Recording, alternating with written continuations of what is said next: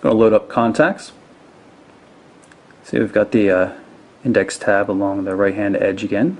Makes it very easy to navigate through the list. Access to groups, for example favorites. These are the ones that show up in the LG widget. Call log, dial pad as well.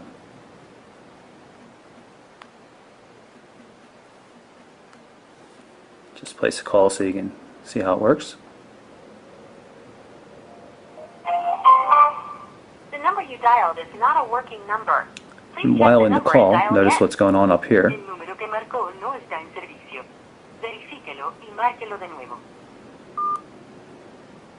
I want to show you what one of the actual contacts looks like. This is one of our test contacts here.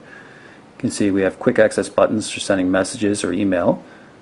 Also have a history so you can see all the messages that came in from that person, and any linked photos or agendas as well. And of course, since it's a European spec device with a forward-facing camera, you have access to video calls too. Pull up the browser. This is an Android 2.2 Froyo device, but LG has promised a Gingerbread release, an update. They haven't said when to expect it though. Browser's a little bit different than what you see in some other devices. Notice the dedicated controls that are always there at the bottom of the screen. A lot of people are going to like that. The problem is you can't turn them off, so for those that prefer getting the most out of the screen real estate, you really have no options here. It does work pretty nicely though, and it's good for switching between different windows. Obviously we've got multi-touch zooming controls and all that kind of stuff here. I can double tap in and out.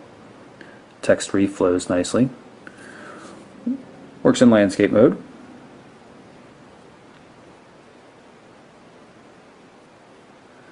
So of course, as I said, we have the dedicated back button there at all times. Dual core processor with the fast memory makes a pretty easy task out of flash content. Seems to work pretty decently. Go through, show you some of the settings. Not too much different from what we see on regular Android devices. Would recommend setting flash support to on demand though. Saves up loading time and data and processor power. You can always tap on one of the plugins when you need to see an embedded video or something. Of course, we have access to the Android market for applications. This is the new version of the market. And the basically stock gallery is there as well. I say basically because you'll notice little 3D indicators on some of the photos and videos. So you can see this video was in 3D right here, while this one was shot in 1080p high res.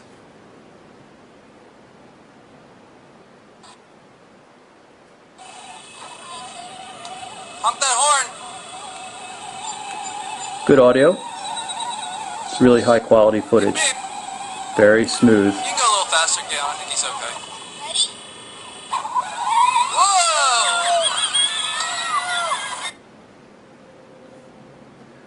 Of course, to get any of that 3D content or high-res video footage in there, you need to use the camera application. So you can see this is the basic look of the camera. You can switch back and forth between video and still mode. And you can also switch back and forth between 3D and 2D modes. Now when you're in 3D mode for either still photos or for video, what you see is actually 3D. So it's live 3D as it records the photos and video. When it's recording 3D video though, it only records in up to 720p resolution, whereas you can get 1080p when you're using 2D. Some of the other applications preloaded, so we've got Google Talk right here. This is Smart Share. This is LG's DLNA client, so you can share media, including 3D content, to a compatible DLNA television.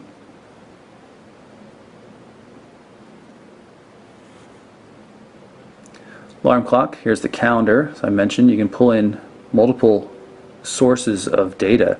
You can have multiple Gmail accounts, you can have an Exchange account, so you can really get your calendar data all in one nice spot here. And naturally we have different views of everything as well, different colors depending on which calendar they come from.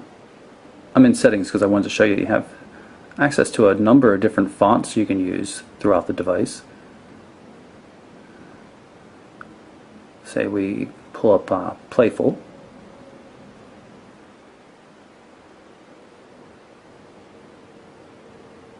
Now you can see that the fonts have changed for everything, which is kind of cool. Before I show you the messaging app, I'm going to show you that the keyboard, the LG keyboard, does not have word prediction and correction enabled by default, which is kind of a bit odd. So I'm going to jump over to messaging now. You can see I had typed in TRST, it didn't correct it. I'll do it again, and this time you see the correction and automatically know that I meant test. And I can just pick a contact here, send to a test account, and send off the message.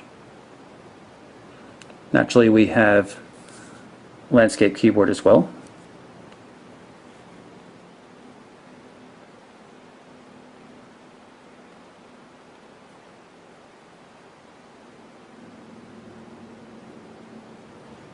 And we should get a reply in a second. There we go. See, there's the text message. Just tap through and you can see the threaded conversation right there. Just take a quick look through some of the other applications pre-installed. Application Manager is the task manager I showed you. So we've got Facebook for LG, Twitter for LG pre-installed, LG World as well for new applications and things. Newsreader. Remote Call allows an LG support person to take over control of your phone so they can help you set it up. Voice Recorder. YouTube client you already saw, and also have voice search as well. And then the 3D applications, I showed you some of the games and things that are available. These are things I've downloaded. You can see I've got speed test. I managed to pull down 3.5 megabits per second on AT&T's HSPA network at one point, so that's not too bad. Polaris Office is used for reading Word, Excel, and PowerPoint documents from attachments from email, and of course the software update function and Car Home as well. So that's my look at the LG Optimus 3D. I've been really impressed with the 3D functionality. It's a real wower when it comes to showing people. You know, I was showing some family and friends yesterday, and they really loved looking at it, especially the kids. The display looks good in 2D mode. The camera works well in 2D and 3D, and the video quality is really, really nice in both regular 2D and 3D, especially the 1080p video. Device is pretty thin at 12 millimeters, but you know, really kind of heavy. 171's pretty heavy, but it is a large device thanks to that 4.3-inch display. I've noticed that the touchscreen doesn't seem as responsive as perhaps it should, and in spite of LG's claims, the tri-dual technology, dual core, dual channel, and dual memory, some of the apps still load a little bit slowly, and there's still a little bit lag from time to time. Video and games and everything like that have run very smoothly, but I still expected a little bit better out of the user interface when it came to speed, just based on the processor. In terms of the user interface enhancement that LG's put in, though, I'm very pleased. This is the way the main menu is supposed to work, unlike how the LG Revolution was. I really like it. They're subtle, useful changes. The music controls and the controls like that, and some of the new widgets are very nice, especially since you can get them in multiple sizes. So again, that's the LG Optimus 3D. I'm Michael Orrell for MobileBurn.com. Thanks for watching.